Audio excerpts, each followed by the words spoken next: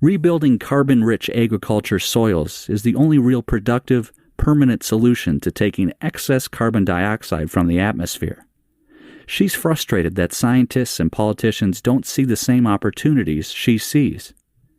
This year, Australia will emit just over 600 million tons of carbon.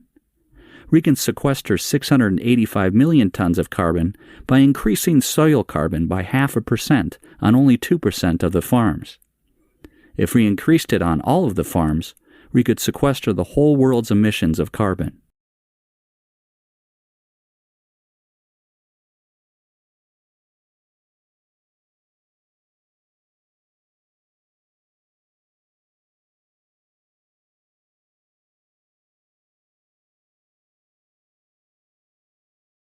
Finally, we take a look at how to mix and unmix liquids at the flick of a switch. Sandrine tells us more. Oil and water don't usually mix, but the new chemical sensitive to light has been added here to blend them together. When exposed to UV light, the chemical changes its structure and becomes soluble in water. This causes two layers to form with the oil floating on top of the water-chemical combo. This method should be cheaper than the current alternative, which involves using high-energy centrifuges.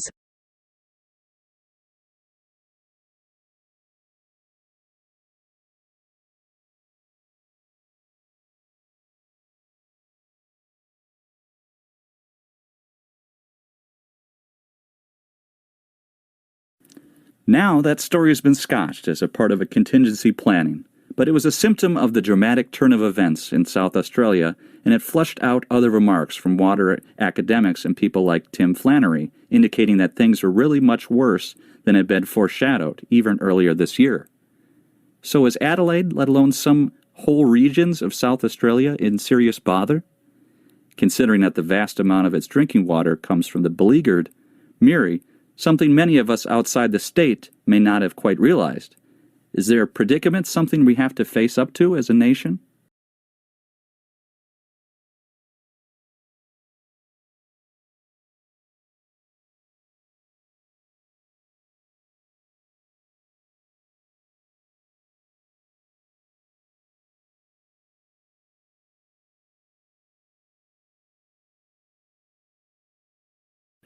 The ocean has been getting bluer, according to a study published in the journal Nature.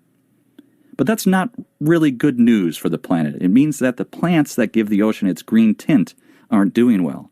Scientists say that because the ocean has been getting warmer.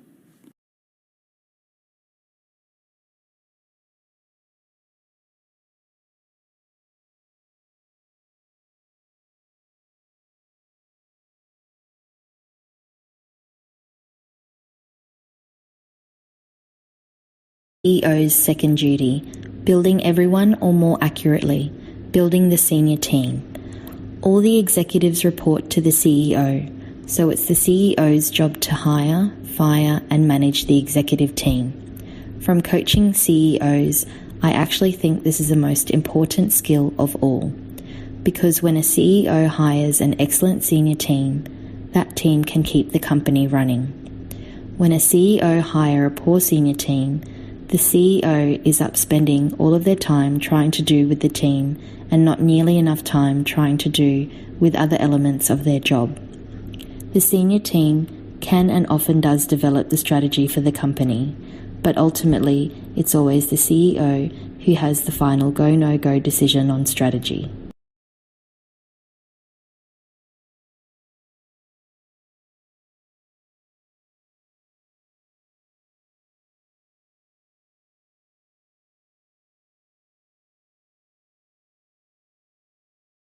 Last year, astronomers observed two neutron stars collide, a crash transmitted in gravitational waves to detectors here on Earth.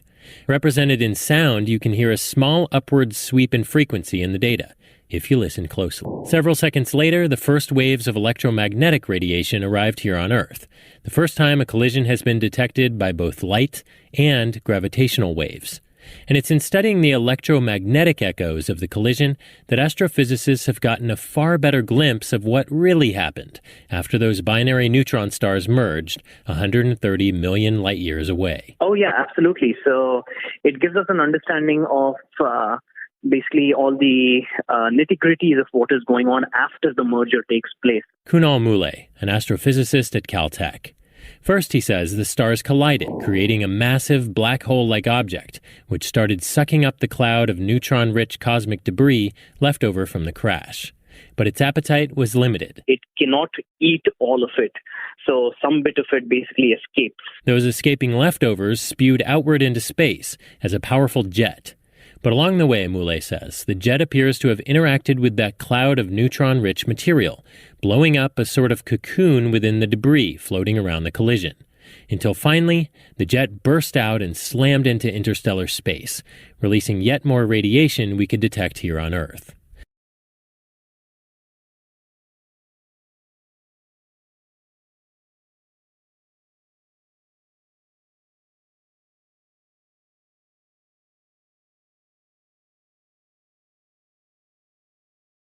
To figure out these counterintuitive findings, the researchers conducted an experiment in a hotel room. They rounded up some lizards, gave them a perch, and then used a leaf blower to mimic the effects of high winds. They set up a net to catch any lizards that lost their grip. As the artificial wind blew, the lizards moved so the perch took most of the airflow. But their hind legs would stick out, and if those rear limbs stuck out too far, they acted as sails. Eventually, those back legs were blown off the perch, and the lizards were just holding on with their front two legs. And they could only hold on like that for so long as the wind speeds increased further and further until eventually they were blown off the perch and into the nets. So shorter back legs gave a survival advantage, a trait that might be passed on to the next lizard generation.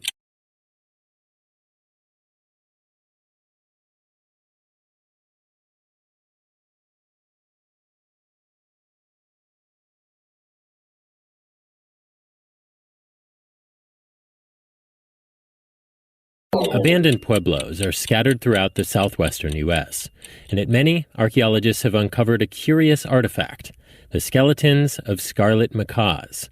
The bird's bright red feathers are known to have been an important status symbol, a signifier of prestige, for people throughout the American tropics and the Southwest, both in the ancient world and today. But macaws are a tropical bird, whose range never extended north of today's U.S.-Mexico border. So how did the Pueblo people obtain the birds? To examine the bird's origin, scientists sequenced mitochondrial DNA found within macaw bones from two sites in New Mexico, Chaco Canyon and the Mimbres region. Turns out nearly 3/4 of the birds had identical mitochondrial genome sequences, meaning the ancient birds came from the same maternal line. That suggests they were all the products of a breeding operation, perhaps in modern-day northern Mexico, rather than a random collection of wild-caught birds.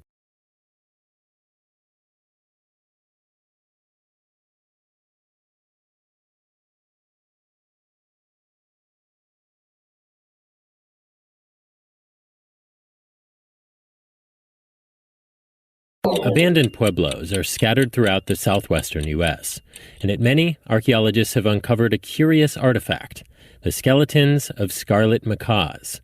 The bird's bright red feathers are known to have been an important status symbol, a signifier of prestige, for people throughout the American tropics and the Southwest, both in the ancient world and today.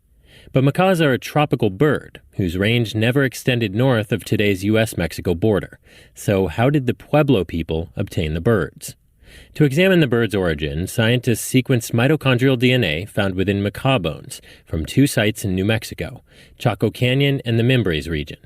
Turns out nearly 3/4 of the birds had identical mitochondrial genome sequences, meaning the ancient birds came from the same maternal line. That suggests they were all the products of a breeding operation, perhaps in modern-day northern Mexico, rather than a random collection of wild-caught birds.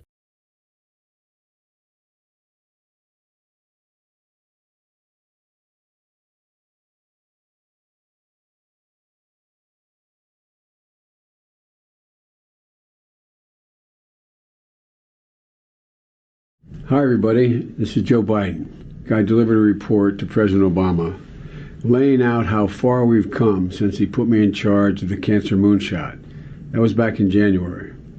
And to lay out a real vision for where we need to go in the immediate future, to do in 5 years what otherwise would take 10, to inject a real sense of urgency into the fight against cancer, and to change the culture and reimagine our system in order to be able to win.